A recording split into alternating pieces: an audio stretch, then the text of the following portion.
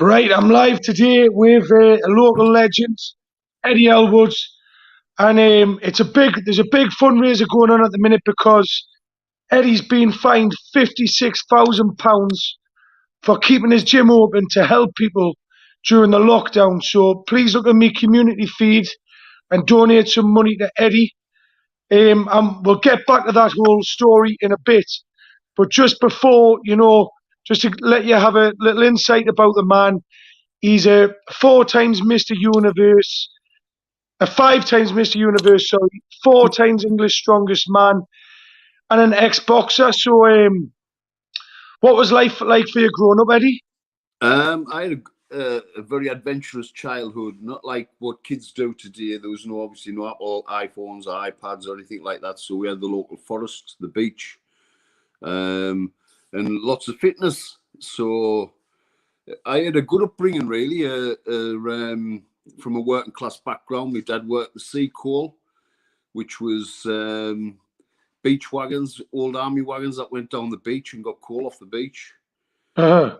I ended up working for him while I was still at school, and we used to fill at one time, I'll give you for one instance, middle of winter, we filled, me and another filler, filled 7 8-ton loads by hand. Wow. So a lot of effort. Kids aren't brought up like that anymore. No, Stuff like that. No. So then, how did you get into boxing and that, mate? My dad taught us the Queensberry rules, so I wouldn't get picked on at school and I wouldn't get picked on growing up. And the most important lesson my dad ever learnt me was never to be bullied, but never become a bully. And that stuck with us right up until today. I've always been a fair man. I've never let anybody put onto us. And I've always stood up for myself. So what age were you when you first got into boxing and that, mate? I was young, your dad buys you your first boxing gloves, gets on his knees in the house, so plays about with you. He learnt us how to jab and how to throw right cross, basics. And I started going to the local boxing gym when I was about 9, but I wasn't old enough to box. And then the boxing gym moved to Pete Lee, which was too far for me to walk and and not really accessible for my dad to take us every week. So I had to wait till I was 12 to get a medical card. So I waited till I was 12 and I started walking up myself, which again, it was about a 5-mile trek. But I used to walk up and down each time just to go training. So you fought like a few notable names in the local boxing scene, like Ricky Horsley and Manny Burgo. Just tell us about that, mate, and how those fights went. I boxed Richie Horsley in the junior ABAs at Sunderland, and I was fit as fire at the time. I was only a light heavyweight, and I remember fighting Richie, and basically it was, I could see he didn't have the fight in him at the time. He wasn't fit, I could see he wasn't fit and he didn't have the fight in him. So I just went all out and I ended up stopping him in the second round. And then we were due to fight again at a show in Hartlepool, and it was called off. And I boxed a couple of lads from Newcastle called the Hallets. Paddy Hallett was the father, and it was I think it was Tony and Peter Hallett, 2 big tall brothers. They were heavyweights. Well, I'd gone to the area ABAs to weigh in as a light heavyweight. I was boxing at the same time as Glenn McCrory, and we'd gone to the area ABAs to fight. I'm pretty sure when Glenn McCrory's been on this channel, he mentioned boxing the Hallets as well. Did he? Yeah. And then, so I'd gone to the area ABAs to weigh in for light heavyweight, and I was £2 over the limit. I ended up weighing in at 12 stone 10, and I was like, oh God. And I didn't have the time to take the weight off.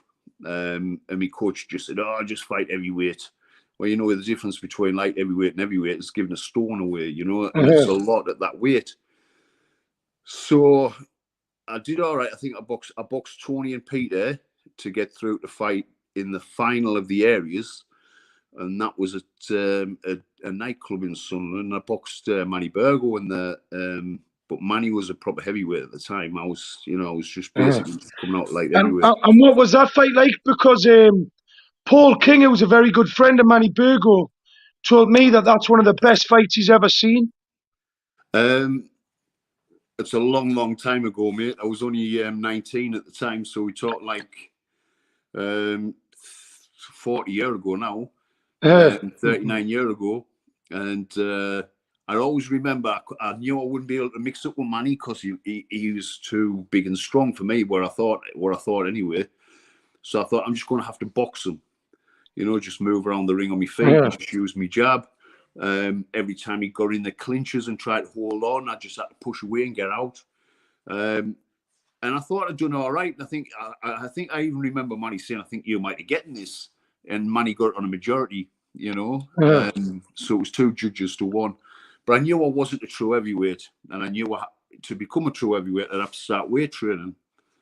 So I started weight training under my dad's guidance because my dad had a gym. And he says, "Why don't you pick a bodybuilding show so you at least put lean tissue on? If you pick a bodybuilding show, you're going to diet properly, you're going to put good food in you, you're going to get ready for the show, and you'll put lean tissue on." So I did. And I trained for a show which was from May through to October.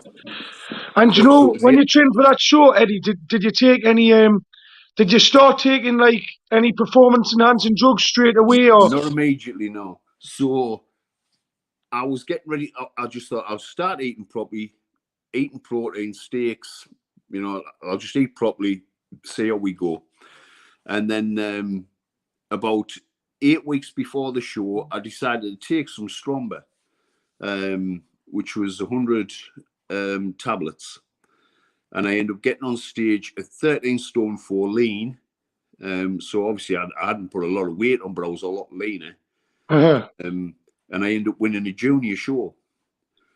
So I thought, well, I'm still not heavy enough to be a true heavyweight. I'll have to try and get some more weight on. So I picked another bodybuilding show, which was the North Britain. I thought I'll do the junior North Britain and try and get a qualification for the Britain and see if I can just put a bit more tissue on. And I went to the area qualifier for the junior North Britain. And I'd only just turned 21, which for a junior in the competition I was training for, you had to be 20 on January the 1st, which I was. I didn't turn 21 till the March. So I turned 21 in the March, but somebody had been spreading rumours I was too old. And the federation wouldn't let me compete in the juniors and made me go into the novices, which was really like, it wasn't a disadvantage, but I was disadvantaged in the way that I could have won another title. I could have had a junior Britain title possibly, which I was denied of. So I went and done the novices anyway, and I got a 5th place in my first novice Britain, which was only which was in less than 10 months, which about 10 months of training. No, it was longer. Sorry, about a year of training, about a year of training. And I liked the change in my physique. I was putting good weight on. I was putting good body weight on. And I was still sharp on my hands and stuff, but I just thought, I'll just carry on. I'll carry on. And I just got stuck with it. I ended up winning I ended up competing tall class the year after that. Within 3 years, I won the tall class Britain. Within 4 years, I won the overall Mr. Britain. And I just carried on winning competitions. One of my mates has put in the comments, Alan Waters said, "Eddie, I'm working with your good mate, Keith Alexander." Oh, right. So, Eddie, you got a kind of big reputation as a highly respectable doorman in like the sort of golden era of tough men in the Northeast, like during this time. So, when you're about 18 and you're winning these bodybuilding shows, what sort of age were you when you got into the doors? I got into the doors at the age of 20. My first door I worked was up your way. It was in Whitley Bay. All right. And it was a club called Mercedes. You won't remember. It was under an archway. Actually, Manny worked the club just opposite under the archway. I can't remember what that club was called. But Mercedes was owned by Fairworld. It wasn't my first club, sorry. The first club I worked was Bentley's at Sunderland. And I'd only been there 3 or 4 weeks when I was offered a job at Whitley Bay. But I was enjoying working with the lads at Bentley's. I was raw, I was new, you know, I was just learning the ropes. And, but I was doing the job and I was enjoying it. But the manager was taxing me, and I was working at a place called NSK at Pete Lee at the time, and it was tiresome because I was working a 3-shift system, and then having to work the weekends as well. And a lot of the lads on the door was getting cash in hand, so I said to him, "Can you pay me cash in hand?" Anyway, the manager says, I can't. There's too many on cash in hand. I can't pay you cash in hand." I said, "Well, I've been offered another job at Whitley Bay, but I'd rather stop here if you can give us cash in hand." He says, "I can't." That's why I'm going to have to leave then. So anyway, I left to go to Whitley Bay, and the first night I was working in this club, I worked with a good old team, a lad called John Doyle from Washington, Peter Flanagan, and a lad called Nick. We worked in this place called Mercedes, and it was a small entrance. And the first night I was there was you could say it was a stag do came in early on. It was a summer's night, you know, bright light, still light at 9 o'clock. They all came in, but there was nobody else in the club other than them. So they'd gone through the doors and we were just chatting in reception. And I thought, I'll show Keen, I'll have a look in and see what's going on. So I looked through the doors and they've already got the stag naked.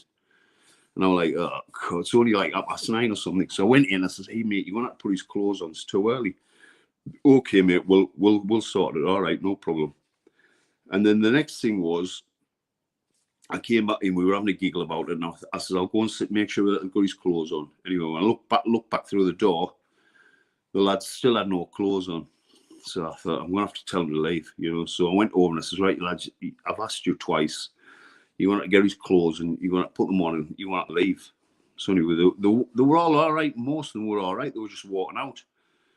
And I was holding the door with my arm like this as they were coming through, and I was just letting them through. There was a double door here. The lads were to the back of us. There was about 10 of them, but there was only 4 of us. And so I'm saying, "Yeah, good night, lads. Good night, as you do." And the last lad out must have been about 6'3", 6'2", just a touch taller than me. And he went, "Yeah, it's all right, mate, it's all right." And he's touching us on the chest like that, and he pulled his head back and he went, BAM! And he like threw one, and I felt my nose just crack. But I could see the shock in his face that he hadn't put us down. He must have been thinking like, "Oh, fucking hell, I've hit him with a hardest nut there, and he hasn't gone." So when I seen that shock, I dragged him inside, and I started getting stuck into his ribs. And as I got into his ribs, he dropped, and I pulled him down, uppercutted him. And he tried to get hold of the doors to pull himself out the doors. And I grabbed hold of the back of his shirt and his chain, and I was banging him in the back of the neck. And he got through the doors, and I still had hold of his shirt and chain. Anyway, they went up the street. And I always remember looking around to see what the other lads were doing. And it was just like a saloon fight. They were just bap, bap, bap, bap, bap, just backs against the wall. We did what we had to do. They didn't really get the better of us, but I wasn't happy because they'd all getting away. So the following week I came, which was a stupid thing to do. I don't know why I did it. I sent my girlfriend, I said, "Right, we're going to go up there early next week, and I'm going to walk through every pub in the town till I find this kid." Not thinking, what if I'd bumped into the 10 of them? You know what I mean? On my own. And I did. And I walked through every pub, just looking. It wasn't until I got back to the pub and I realised that was the stupidest thing I'd ever done. You know? Yeah, I've had some interactions on the doors. Did you like, you've told me a few stories about like notable names you came across. I don't know if you can talk about that on here, but you know, how did you work yourself, like, because you worked your way up to like quite a respectable figure on the doors in the Northeast, like running your own company and that? It was basically because, like I said, I was a gentleman. I didn't suffer fools. I had nothing to do with the drugs. I think people stayed clear of us because they didn't know. All they saw was this big lump of a lad, you know. A lot of them were wary because They knew I could do the damage. Well, my reputation showed I could do the damage. We got a club in Hartlepool. It was early on in my door career. A big organisation club owner had about 10 clubs in Hartlepool, called Barry and Terry Wilkinson. And they had the roughest club in the town as well, down Church Street, which was called the Cotton Club. And at the Cotton Club, there was a manageress, because if they had a male manager, they always bullied them. You know, they always got bullied. But females seemed to be able to manage the guys better. But she started getting bullied. So that's what they said to me. Said to me, if you quieten this door down, we'll give you all our business. So that was the carrot, you know, dangle the carrot. So the first night we worked there, I'm stood on the front door, and I knew they'd been getting tortured by a group of lads, but I didn't know who these lads were. They didn't know me. I was from out of town, so I wasn't bothered about anybody. I wasn't psyched out by anybody's reputation. Never have been, but I wasn't anyway. And I was stood on the front door, and there was a big queue outside. There was only 3 of us working. A young lad called Norman Dawkins, who was only 18 at the time. My friend Stephen Ogden, who was local to where I live, and we've known each other a long time. So there's 3 of us working the door, and there's a group of 10 lads walked over the road. Actually, Richie Horsley, I saw walk over the road too, but he didn't actually come with them. He went down the back street. I don't know if he knew they were coming for bother or what, but he wasn't there when the bother happened. Anyway, I saw them coming, I clocked them, and the manager has said, this is them group of lads that's been bothered. So I knew I was primed. So I was stood on the step, and one of the lads came straight at the front, giving me his due. We had plenty of bottle. Came straight at the front, I put my arm out. I said, where are you going? He says, I'm coming in. I says, there's a queue there. I says, news are not getting in because you're bad. So he jumped for us, grabbed me lapels, but as I went off the step, I grabbed him by the throat, put him in a chokehold position, straddled my 2 legs, so I held him like a tripod. I had he was like my 3rd leg. And then I looked round, and the young lad was getting kicked all over on the floor. The lad who I knew, Stevie, he'd gone upstairs to get a bag of pound coins, so there was only me and Norman on the door at the time. And I had this lad in this position, so he couldn't hurt us, but I was letting him know that I could break his neck at any time. So I just kept him in that position. But people were then throwing punches at me while I was stood up, and I was getting punched and kicked. So I saw an opening in the door, and I tried to drag him over into the door to give me inside, and I was getting pulled back. You're not taking him in there. So they pulled us back. And as I was getting pulled back, I thought, I can't deal with all these people. So I ran him down the street, and I pinned him over the top of my car, and I was just about to give him it. And I felt like, you know, when you feel somebody digging you in the back. And it was his brother, and his brother kept running in and out, you know, like a child, really. If it was my brother, I'd been hanging around my neck, you know what I mean? And it all happened very, very quickly. And then the next thing I knew, the police came, and these lads wanted to be off, but the lad I'd had hold of wanted to shake my hand. And I went, no, you're getting sorted tomorrow. And he looked at us as if, like, strangely, as if, oh, you know, what you're talking about. Anyway, the minute they left, I says to the manageress, find out where these drink. These are football hooligans. These drink somewhere on a Sunday morning. All football hooligans drink somewhere on a Sunday morning. I says, these will drink somewhere on a Sunday morning. She came back half an hour later. She says, the Kite Club. I says, all right, okay. So I arranged 10 good lads, and I took 10 good lads there, but it had to be military, because the police station was only like 500 yards away, you know. So I knew we had to be in and out, otherwise we'd be getting done for a fray. So we gets there outside, and I took 2 lads in with us, and I said, right, let's try and bait them outside so we don't cause the club any problems, you know. It wasn't my intentions to cause problems for the club. So I went inside, and as I went inside, I saw one of the kids that was there the previous night come past the bar with 2 drinks in his hand.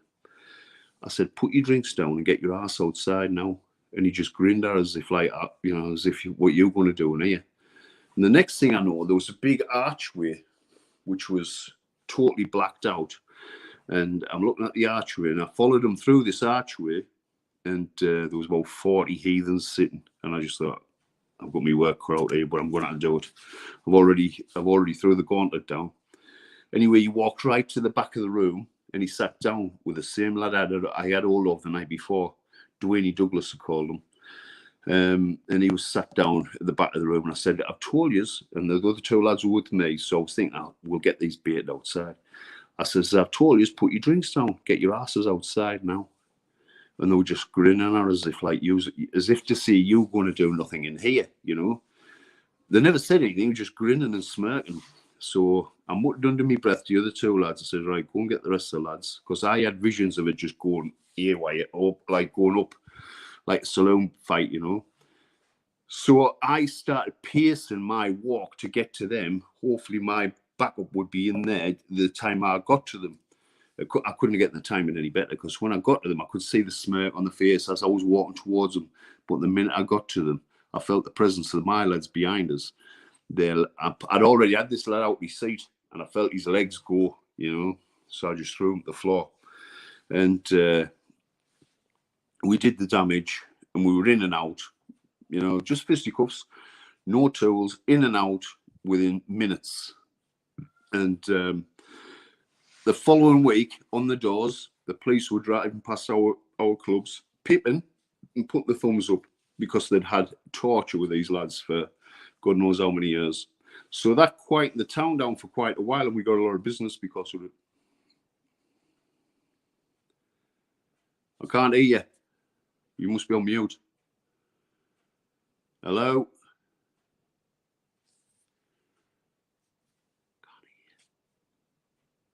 Sorry. Yeah. Sorry, mate. I turned my mic off when you were talking. Jamie Boyle's just put a comment saying, ever thought of writing a biography, Ed? I know a good author. I do need to write a biography, because there's a lot of stories. I can't tell you too many, because the lads who's doing the documentary want to do a lot of them. The thing is, my stories, I do not need to embezzle, inflate. I don't need to inflate the stories. The stories are interesting as they are. And like I said, I've had dealings with some colourful characters, and they're all still alive. So they can't call me a liar. I'm still alive. The people I've had dealings with are people who I'm going to invite to tell their own stories, so it can be backed up with what I'm saying. I never stood down with anybody. I always stood on.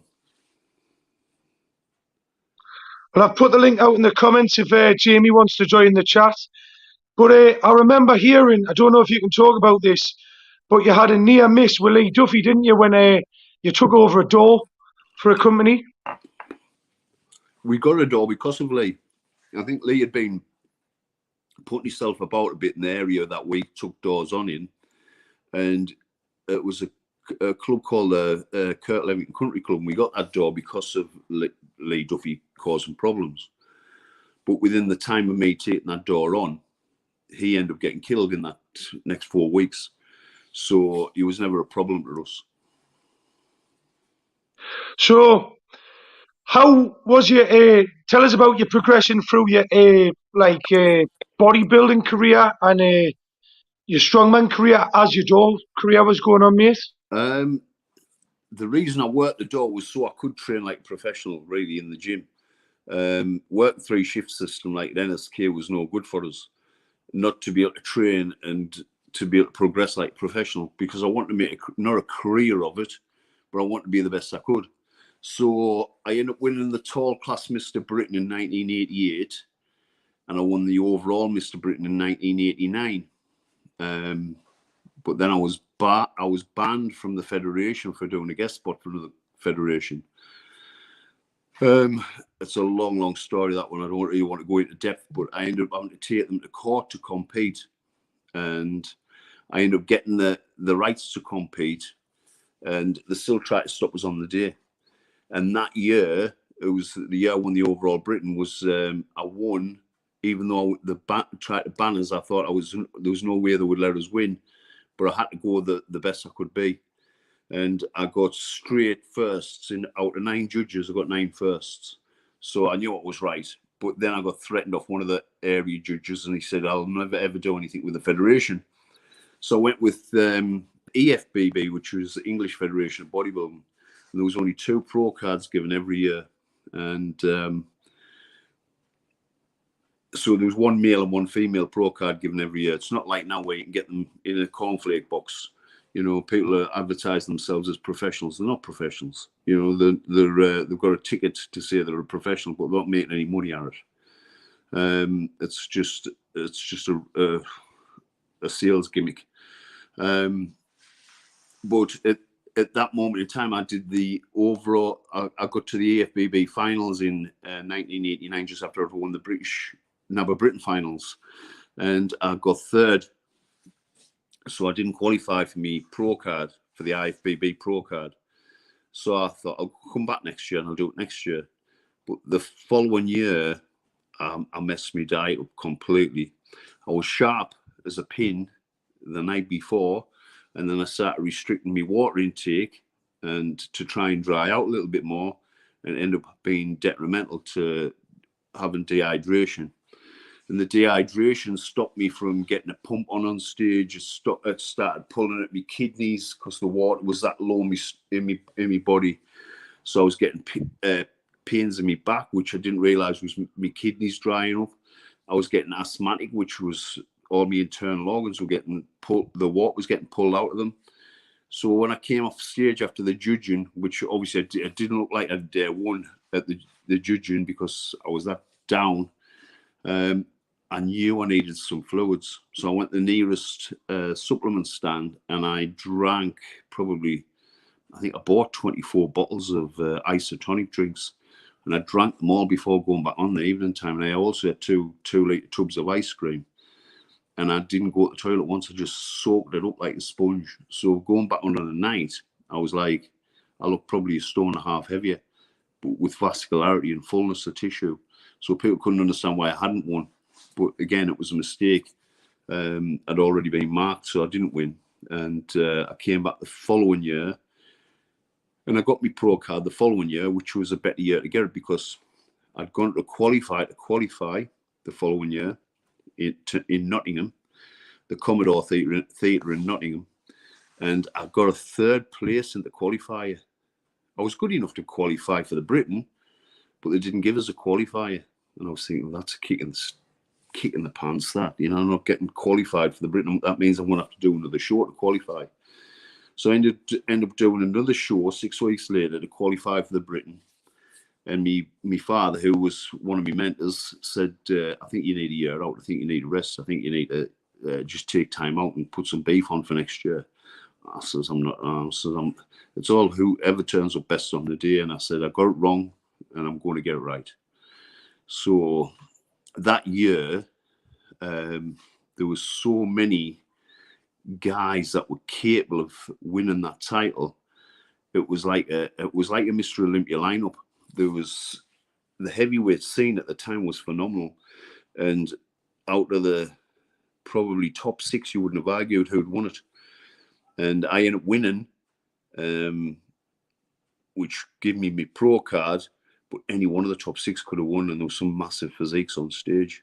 I heard of a few people that you trained around Dorian Yates a little bit. Did you ever compete with him, or did you come across with Dorian? Him? Yeah, because I was an IFBB pro. I just never got to the Olympia because I didn't qualify. It was very, very political, really. I wasn't at my best then, but I definitely think I deserved like placing in some of the shows, like top 10 or top 15, and some of these shows I wasn't even getting top 20. So I was pulling me puddings and trying my hardest, you know, to get me self better and bigger, and it didn't matter what I was doing, I wasn't getting marked. And one of the shows was the New York Night of the Champions, and there was 3 rows of bodybuilders. There was 36 bodybuilders competing, and I'm talking Kevin Levrone, you know, the likes of Dorian, all of Dorian's era were on the stage, you know, and there were some massive physiques, 36 pros on stage. I only happened to be number 36 at the back corner, like 3 rows back at the back corner near the curtain. But I thought, oh, they've got to shout, like, can we have the back row to the front now so we can judge them? And they never did. So I was thinking, well, how are they judging this? They just judged it on names. And judging it on names like that meant I wasn't going to get a call out, which I didn't. So I deflated on stage. And I spent 4 years with that federation, trying my hardest to get in, to compete. And my last show, I used to do the English Grand Prix every year, which was the IFBB English Grand Prix. I used to do that Grand Prix every year. I think I competed with Dorian twice at the English Grand Prix. Kevin Levrone been there a couple of times. Paul Dillett, all big guys. And my last time I competed was 1996 with the IFBB, and I thought, I'm going to get it right. I've got to get it right. But whichever way it goes, I'm leaving and going back to NABBA, which is the one where Arnold won his Universe titles originally. It's not as it's like you've got the Premiership and the Championship. So I stepped down from the Premiership into the Championship, but I was top end of the Championship. So how did you think you like? How did you think you fared against the likes of Kevin Levrone and Dorian Yates? Did you? They were all super physiques. That even like they were all probably better than most physiques today. I would agree with that. Super physiques. Like today's physiques are just too over muscled, too distended. The stomachs are distended. They're thick waisted. There's nothing pleasing about today's bodybuilding at that extreme anyway. I prefer the classic physique category today. 100%. Did you have any stories with Dorian Yates or Levrone? What were they like to be around? No. The bodybuilding scene was one of them scenes where you just kept yourself to yourself. There wasn't any real camaraderie or anything like that. The strongman was funny. You could do all sorts with the strongman because you weren't having to keep condition and stuff. You were just having to go out and lift everything. So the lads went out and got drunk. The night before a competition, it was a total different kettle of fish. I remember my first strongman shows. I qualified for the Britain after my first show. I got second at England's Strongest Man in my first attempt at strongman, and then went to the Britain's Strongest Man. But I wasn't prepared. I hadn't done enough strongman training. And I ended up tearing my bicep after the first heats. And it looked like I was going to win my heat outright. I was already 3 events up when I tore my bicep. I was storming it. And the lad who I would have beat in my heat, he went on to win the final. So 6 weeks after that, I was invited to go to Winnipeg in Canada for an international strongman competition. And it was a team event as well as an individual event. So there was, I think it was 36 competitors there, 6 teams of 6. And the UK had a good team of 6. And we all went there. And me and a guy called Bill Pittick, we had a great time when we were there. We got on with each other. We connected. And the whole event was sorted around this nightclub. There was a hotel attached to the nightclub. Our rooms actually looked into the nightclub. And me and Bill just treated because I'd only torn my biceps 6 weeks earlier at the Britons. So I was coming in here with tendering an injury, really. So I was a bit more relaxed than what the others were. I had no pressure. I felt as though I just had to come and be part of the team. But we ended up storming everything, me and Bill. So I ended up winning the competition for our team. Bill ended up getting second, and we won the overall event as a team, and I won the overall event as an individual after getting pissed every night. And that's not me. Honestly, it's not me. That's not a thing I normally do. What was your approach for training for bodybuilding compared to strongman? Because I know some bodybuilders put a lot of emphasis on rest. And as well, how did your diet change in that, mate? Well, as a bodybuilder, that's basically my boxing stood us in good stead for bodybuilding. and my bodybuilding stood us in good stead for strongman. So I evolved. So, you know, boxers are fit, plenty stamina, and that's how I took my training as a bodybuilder. So I would train set for set. So I was training with somebody. They would do their set. As soon as they got up, I'd get down. And because I trained that way, I was always fit. I didn't need to do any cardio work because I was always fit. My heart and lungs were used to bang, bang, bang. And that just came from the natural progression from boxing because, you know, boxers train hard. I didn't do any running or anything like that, but I was still had that mindset, you know, that I need to punish myself. You know, I need to feel as though I'm going to be sick. You know, I had sick buckets there ready to be sick in when I was training legs. So that stood us in good stead. So basically, my training was intense. I trained intense. I didn't train with like lots of rest in between. I trained intense. I trained strict, but I was still strong. Because I think it was because of my boxing and the things I'd done all my life, my tendons, my ligament strength, was very, very strong. So what kept me bones together was strong. So because that was already tight elastic, my muscles didn't need to, had to be, the tendon and ligament strength had to be overrode for my muscles to work, if you know what I mean, because my muscles needed that extra pull. So I had to lift heavy to get any stimulation in my muscles. But I didn't look at it as that was an advantage. It was a disadvantage because you could easily tear your muscles. So over time, I ended up getting strong and big, which led me to do a lot of powerlifting in the gym. On like separate days, I would do let's just do 3 power routines, like a deadlift, a bench press, and a squat. So we just do 3 power movements in a day. But me routine-wise for bodybuilding, you've got 2 different types of muscle fiber in your body. You've got fast twitch and slow twitch muscle fibers. And that's what makes a different athlete, the different proportions of muscle fibers. So you've got a long distance runner, you've got a sprinter, they've both got different muscle fiber proportions and in different ratios, fast to slow twitch. So unless you had a biopsy on your muscle, you wouldn't know the proportions you've got of fast to slow twitch. And they both respond to different types of exercise. One will respond to heavy power movements. The other one will respond to lighter, higher reps types of movements. So it doesn't make sense to train heavy or light. It makes sense to train a bit of both. So I try to structure my routine. So you also need 72 hours rest between training muscles to give that muscle time to recover and restructure itself.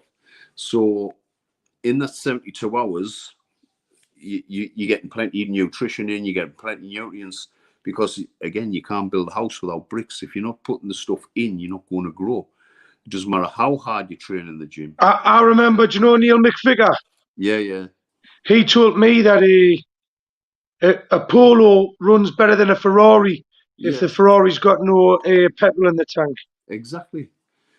It's another good analogy. You know, if you're putting paraffin in a high class octane car, you're not going to get any performance out of it. So you've got to put the right nutrients in for the engine to work. You know, and it's exactly the same with your body. If you're not getting the correct nutrients, if you're not getting the correct amino acids, your body won't restructure itself and grow. So you need to be on top of your nutrition more than anything. So breaking the muscle tissue down is only the maybe 10% of your bodybuilding. You can go in the gym, you can train as hard as you want, but if what's going in here is not right, then you ain't going to grow. So you've got to have it all right. You've got to look at all aspects: your rest, your training, and your nutrition. You've got to have them all working, because if there's one tooth missing off that key, it won't turn that lock. So you have to have it all right. And once you turn that lock, you start growing, you know.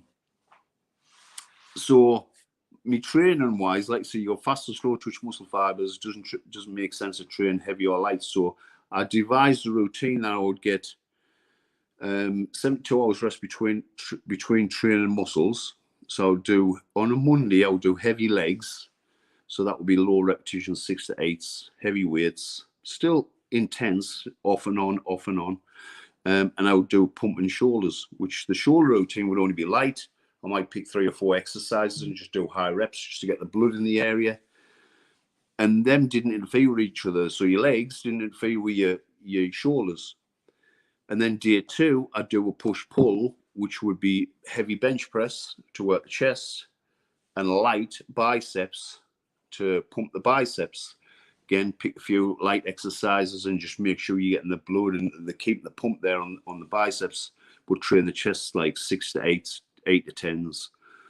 And then day 3, I do heavy back and pumping triceps. So the heavy back routine and then pumping triceps. Then I would turn that routine completely on its backside. So I would do heavy shoulders and pumping legs the day after.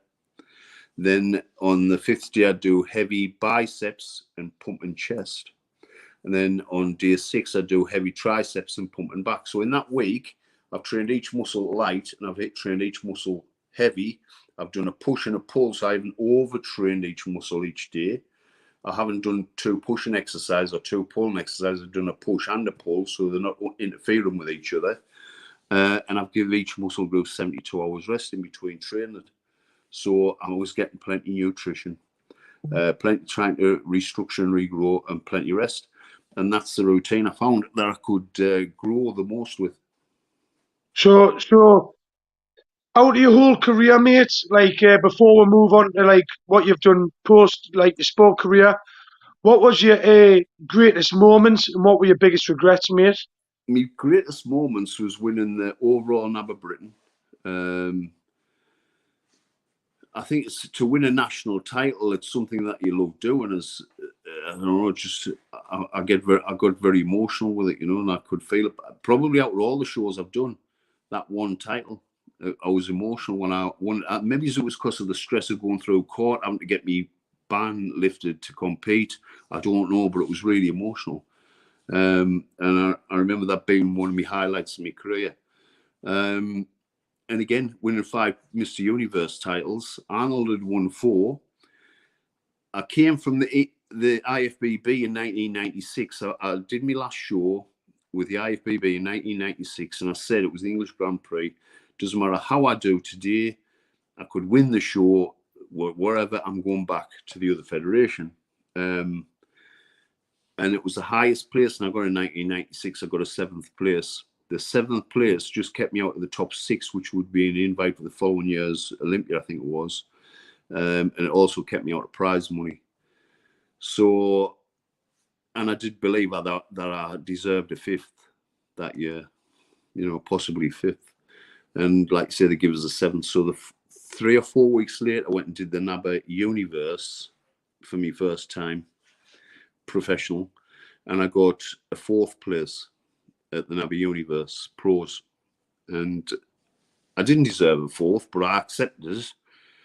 I think I could have been 2nd that year. The lad that won deserved to win, so I decided I'm coming back next year and I'll win this show. Give us the confidence to come back, just getting placed. So I came back the following year, 1997, and I won the professional in 1997. I won it again in 1998. And I thought, I could get a roll going here. Let's try and match what Arnold done. Arnold won 4 titles.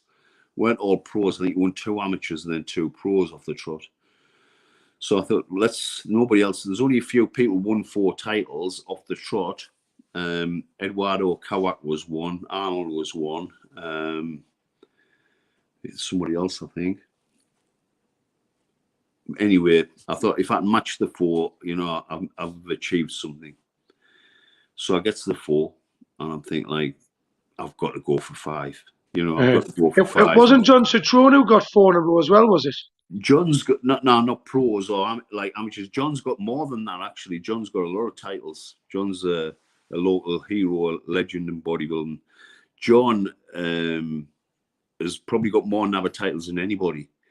He's competing from junior. See, a lot of people don't realise that Arnold Schwarzenegger used to live in Chester Lee Street with John Citrone and train in Shields Road and Biker, didn't he?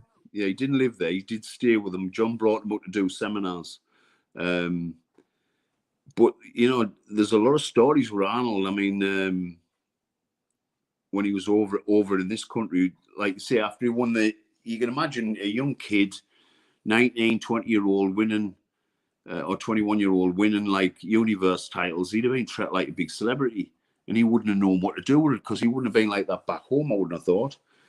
So yeah, John took him around Chesley Street, and John's got a few funny. You need to get John on here. He'll tell you a few funny stories. Oh, he'd be a great guest. I met him last year. I saw him in the town actually just before I saw you on the quayside. I seen him on my way home actually. I bumped into him. Lovely guy. Have you ever met Arnold Schwarzenegger? Yeah. Because my first pro show after winning my IFBB Pro card was his show. And when he used to come to this country to do the universe, he'd stay with Wag Bennett. And Diane Bennett was his daughter. And they had a gym in London. And it was like a shrine to Arnold. Like, I went down to see Diane because I started writing articles for Diane's magazine called Bodybuilding Monthly. So I was writing articles for our magazine once a month. And she said, oh, why don't you come down to the gym and have a look around, you know? So I'd gone down, we'd had a look around, and she'd been to Arnold's wedding the year before, Diane, and they were that close that she was the only one allowed to take a camera to the wedding. And she showed us wedding photographs with her and Arnold and everybody else. But there was nobody else allowed because he feared, obviously, they'd sell the stories to the press. So it was only Diane that he trusted with a camera. And she showed us the wedding photographs. And then when I get my pro card, she says, why don't you do the Arnold Classic? I thought, I'm not going to invite the Arnold Classic. She says, I'll get you an invite. I said, what, for my first pro show? She says, yeah, I'll get you an invite. She says, I'll get in touch with Arnold. So anyway, she'd rang Arnold, and Arnold said, tell him to get in touch with Jim Lorimer, which was his partner at the time, and sort it out. Anyway, I got to do that. My first pro show was the Arnold Classic in Columbus, Ohio. And it was an experience. You know, it was a great experience. I actually shared a dressing room with Bertel Fox and Rich Gaspari. And it was just an awesome experience. What was Arnold like in the flesh? What's he like as a person? Well, I've met him on a couple of occasions. When he first started doing his films and stuff, he teamed up with Bruce Willis and Sylvester Stallone to open some sort of American diners, and one of them was going to be in London. So we were invited to go down, but they hadn't gotten it open in time. So they just had a party for Arnold in this American-style diner. So we had our pictures taken with him. And it was just a great evening. You know, a lot of bodybuilding celebrities and strongman celebrities were there. And it was just like going to anybody's party, you know. But I've never had any sort of dealings with Arnold. I'm not like one of his personal friends or anything. All right. Well, someone said Hard Rock Cafe was the name, I think. But you know, some great stories there, and there's going to be a lot more in Eddie's upcoming documentary. He's told me some really exciting ones. What he cannot say on here. But moving on from that, Eddie, tell us about like your post. One person cold call has said, "Have you ever met Lee Priest, Eddie?" Yeah, yeah. I'll actually share a couple of videos I've done with Lee. Lee Priest. I became international chairman for the National Amateur Bodybuilding Association, and the Australian president for NABA was having NABA's pants down in Australia, so we need to get him out. And I ended up getting him out and having to find a new president for Australia. And Lee had inboxed us and paid interest in being the president in Australia with another guy. So I met up with Lee down in Birmingham. I went down and met up with Lee, and we had a chat. We've done some funny videos actually, and I brought Lee on board as NABA Australian president, which he later, I mean, he was using it just really to get it launched in Australia. He later passed it on to one of his friends. So yeah, I haven't had no like major stories to tell with Lee Priest, but like, yeah, he's a nice guy. So you met all the legends from that era, then, really. Yeah, but there's none of them that I haven't really stood on a stage with or brushed shoulders with. You know, they've all been there somewhere at an exhibition or a bodybuilding show or a party. So tell us about after your career. Like, you've opened your own gym. You've put a lot of work in to help other people by having your gym, and you've had this big fight lately where you've been fined all this money. A lot of celebrities are behind you. We'll have to be careful what we say about it because it's on YouTube, but and it gets censored heavily. But tell us a little bit about that, Eddy. We all remember lockdown 1 of April. Well, it was March, actually, March 2020, where the world was set on fire with the fear of a virus coming out of Wuhan, China. And, you know, we saw visions of people collapsing in the street with blood coming out of every orifice. We never saw that again, did we? We were propagated with fear around the world, promoted by the World Health Organization, and theorized data. None of it actually came true. It was all theorized data. And the majority of people that ended up dying were already over 80. The average age to die COVID was 82.8. No, 82.5, sorry, 82.5. Let's just call it the flu for the sake of the argument, because certain words can So this flu that came out of Wuhan, the average age to die was 82.5, and the average age to die of it, the average age to die in the UK was 81.8. So they were dying 6 months older than the average age to die. So they really were dying of old age. 20.5% of all deaths was actually over 90.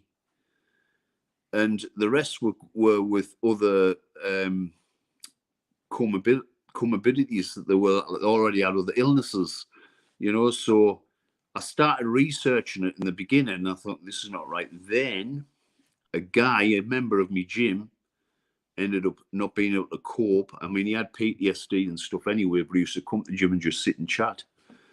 And he wasn't coping very well in lockdown 1. Ended up hanging himself 6 weeks in, you know, and really hit home hard.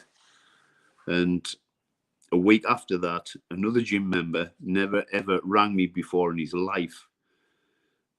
Never rang me at all, you know, just rings me at 1:30 in the morning. So when you see a phone call of somebody you've never had a phone call off before at 1:30 in the morning, you think it's an emergency. So obviously I answer. And he was in a breakdown stage, but his family were there in the background, so I wasn't too worried. I didn't need to leave the house to go and see him. But I promised him, I said, listen, if I can open the gym for you for an hour, come and see me tomorrow, you know. Anyway, I didn't hear back from him. And I tried to get in touch with the number that had rang us on a couple of occasions. Eventually, his sister rang us back and told us that he'd been sectioned. He was in a mental institute for 6 months.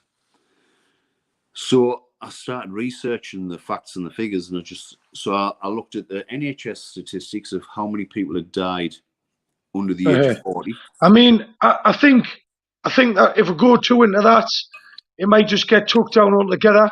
What would be a shame. Oh, yeah, but there's plenty of places you can see Eddy talk. But what I'll say is, for me, I felt like I went through a mini breakdown in this whole thing, because like I had a lot took away from us, my social life, my gym life, what meant a lot to us. And I think that a big thing was what it was for me was it was an argument about personal choice and freedom. If there was risks out there, whatever the risks were, whatever the government thought the risks were, whatever the data said, surely at some level, people should be allowed to have a exactly, choice but that's over their what own pointed bodies. me in this direction, was the total disproportionality of how many people had died of suicide to how many people had died of the flu. There was 5 times more people commit suicide in the Northeast, only the Northeast, than had died of the flu nationally. So I was thinking, this is not right. I've got to do something about this. So I started an outdoor support group. And the outdoor support group was just to get people's headspace and to be able to talk and keep people up, like on an upbeat, you know. But we still got set about by the police. And I boxed it off with emails to the council, to the Northumbria police. I boxed it off with emails telling them my rights and how I'd researched my human rights, and that they couldn't do anything under the Universal Declaration of Human Rights, that they stood well above English legislation. And so they allowed us to do these outdoor meetings eventually. And I was doing the outdoor meetings. Then when the winter came and it was getting cold, I took the outdoor meetings inside my gym. But we were just meeting up for coffees. And then when they decided to lock gyms down again in November of 20, I went back to the research I'd done, and it's on the research it said that you could anybody can protest, no discrimination. Everybody has the equal right to protest, peaceful protest, be it black, white, Asian, disabled, gay, whatever you are. There's no discrimination. There's no distinction. And you know what it is, Eddie? That's something I completely agree with. Yeah. But it seemed at the time that there was one group of protests, like in like the sort of BLM sector. Well, regardless of what people's views are of that seemed to be, you know, I condoned. No discrimination there. But what was happening there is there was an unequal right. They were getting kneeled for, and the flu protesters were getting beat up. You know, and that was so. Those who were protesting for BLM were protesting against discrimination. So for the police then to jump on those who were protesting against the flu were discriminating against the protesters that were protesting against the flu. So yeah, it just didn't make sense. So when lockdown 2 happened, I went back to my notes and just said, basically, everybody has a right to protest indoors, outdoors, and online. And I said, save there, indoors, outdoors, and online. So I'm doing indoors. Then I thought, I'm going to make sure I do it right. So I emailed the council, I emailed the police, and I said, listen, this is what I'm going to do. Like it or lump it, we have human rights. This is the rights, and this is what I'm doing. People are going to come and protest, and I'm doing it for those suffering with mental health. Told them all this, but they didn't work with me. They worked against me all the time. And I've got lost my train of thought there. So basically, I said I was protesting, and people said, "What? Can we use the equipment?" I said, "Listen, a protest can be defined any which way you want." I said, and if you look up the word protest in the dictionary, it says an action or statement in objection of. I says, and peaceful, just make sure there's no aggro.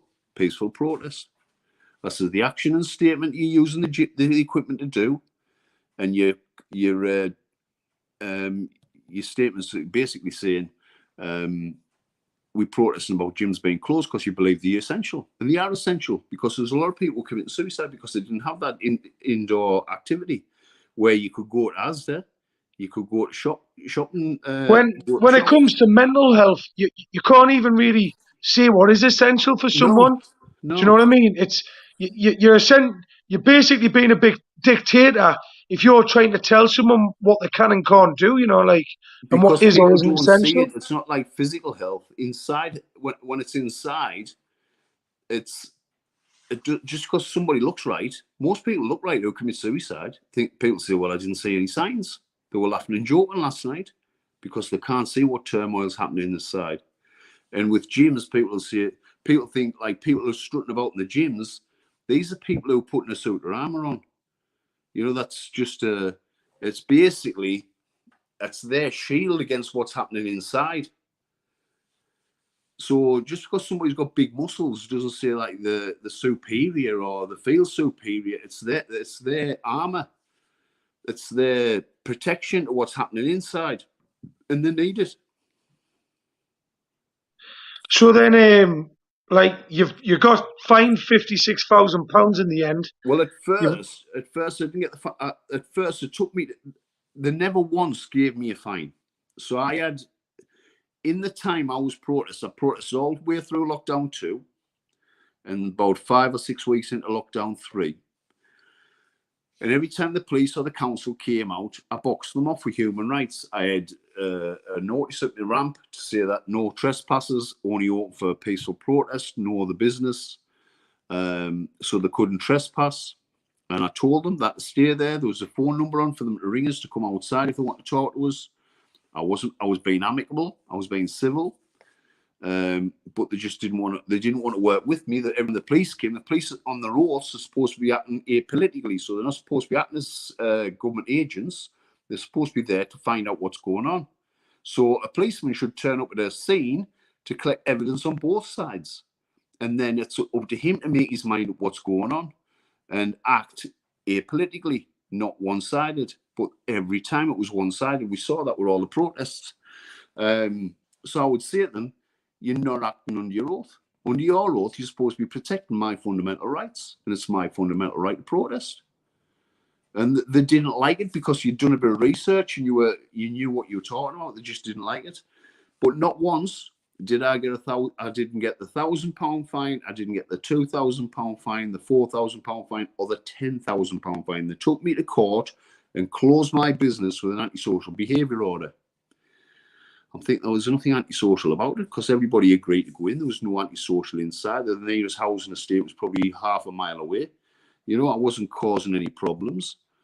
And then an antisocial behaviour order has to go to court within 48 hours. So I rang a local solicitor up and asked him, would he meet me to talk about this antisocial behaviour order? He says, well, I can't meet you tomorrow. I'll meet you at court on the following day. So I met him at court. I was due in court at 10 o'clock. I met him at court at 9 o'clock. He says, right, what have you got? And I told him. He says, well, you can't do that, Eddie. I said, I can't do what? He says, you can't. People train on the machine. I said, but protest in the dictionary says an action or statement in objection of. And peaceful, there was no aggro. So how can you tell me that I can't use that? Because facts surely win court cases. And they're facts. Oh, well, I'll defend it if you want me to. When I realised he didn't really want to do it, I said, listen, try and make a deal where I'll accept the closure notice as long as I can open the minute lockdown lifts. So that's what the deal was made. So I would accept the closure notice to shut me premises that day. I thought, well, I've had enough time out of it because they tried to close me at the middle of July. And I couldn't have my gym closed to the middle of July from February if lockdown lifted in March or April because I'd lose all my business. So they agreed they would let us open the minute lockdown lifts. So that was what was discussed. I was never given any fines. So I walked away from that day thinking that was it, all over and done. All over and done.